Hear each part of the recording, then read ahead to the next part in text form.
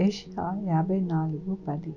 పర్వతములు తొలగిపోయినను, మెట్టలు దద్దరిల్లును, నా కృప నిన్ను విడిచిపోదు.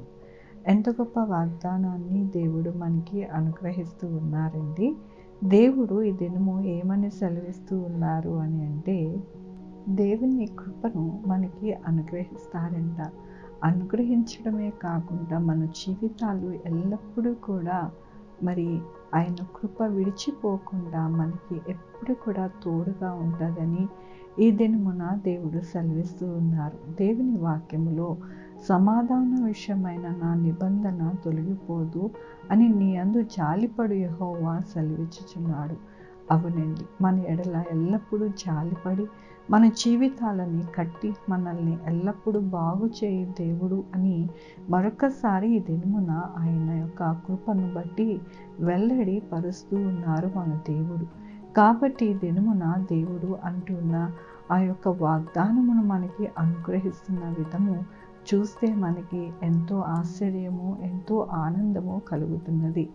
దేవుడు అంటున్నారు, పర్వతములు తొలగిపోయినను, మెట్టలు దద్దరిల్లును, నా కృప నిన్ను విడిచిపోదు అని అంటున్నారు. మన జీవితాలలో ఏ ఇబ్బందులతో బాధపడుతున్నాము, ఏ కష్టముతో ఉన్నామో, ఏ బాధతో మనము కృంగిపోతున్నామో దేవుడికి తెలుసు. అందుకని ఈ దినమున అంటూ ఉన్నారు, నా కృప అయితే నిన్ను విడిచిపోదు, నా కృప ఎల్లప్పుడూ కూడా నీతోనే ఉంటుందని దేవుడు మరొకసారి సెలవిస్తూ ఉన్నారు. సెలవిచ్చడమే కాకుండా మనకి ఇచ్చిన ఆ యొక్క నిబంధనని ఆయన జ్ఞాపకం చేసుకుని మన విషయంలో ఎల్లప్పుడూ కూడా జాలి పడుతూ మనల్ని నడిపిస్తానని మరొకసారి ఆయన ఈ యొక్క దినమున మాట్లాడుతూ ఉన్నందుకు ఆయన ఇస్తూ ఉన్న వాగ్దానమును బట్టి దేవునికి వందనాలు చెల్లిస్తూ ఉన్నాను.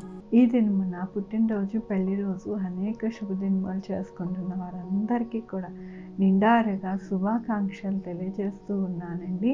మీ జీవితాలలో దేవుని యొక్క ఆశీర్వాదము, ఆయన కృప, ఆయన బహుమానము మీకు కలుగును గాక. ప్రార్థించుకుందామండి. యెహోవా దేవా, నా తండ్రి, నా ప్రభా, మీ కృపా కనికరస్తాన్ని బట్టి నీకు వందనాలు, స్తుతులు, స్తోత్రం చెల్లించుకుంటున్నాను. గొప్ప దేవుడుగా మీరున్నారు నా ప్రభా. అవును నాయన, పర్వతములు తొలగినను, మెట్టలు దద్దరిల్లును, మీ కృప మా ఎడల ఎల్లప్పుడూ కూడా ఉంటుందని మరొకసారి సెలవిచ్చారు నాయన. మా ఎడల జాలిపడి నా ప్రభా మీరిచ్చు నిబంధనను జ్ఞాపకం చేసుకుని మా యొక్క జీవితాలు కడతారని, అలాగే మమ్మల్ని నడిపిస్తారని మీరు సెలవిచ్చిన రీతిని బట్టి నీకు వందనాలు చెల్లిస్తూ ఉన్నాను. ఈ దినమున పుట్టినరోజు, పెళ్లి రోజు, అనేక శుభదినాలు చేసుకుంటున్న వారందరినీ దీవించండి, ఆశీర్వదించండి ప్రభా.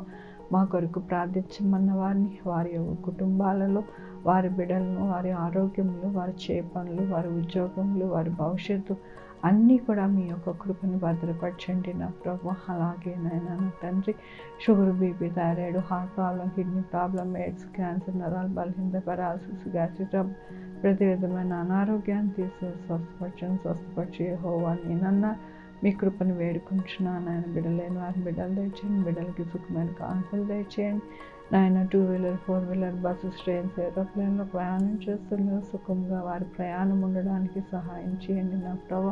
హాస్పిటల్లో ఉన్న బిడ్డలు చక్కగా స్వస్థత పడడానికి సహాయం చేయండి నా ప్రభు. ఎవరైతే మీ రక్షణ కోరుకుంటున్నారో వారికి రక్షణ అనుగ్రహించండి. ఎవరైతే కుటుంబంలో ఎంతో బాధపడుతూ ఉన్నారో, భార్యాభర్తలు దూరంగా ఉన్నారో వారిని ఏకపరచండి, భద్రపరచండి, వారి బిడ్డలకి దీవించండి.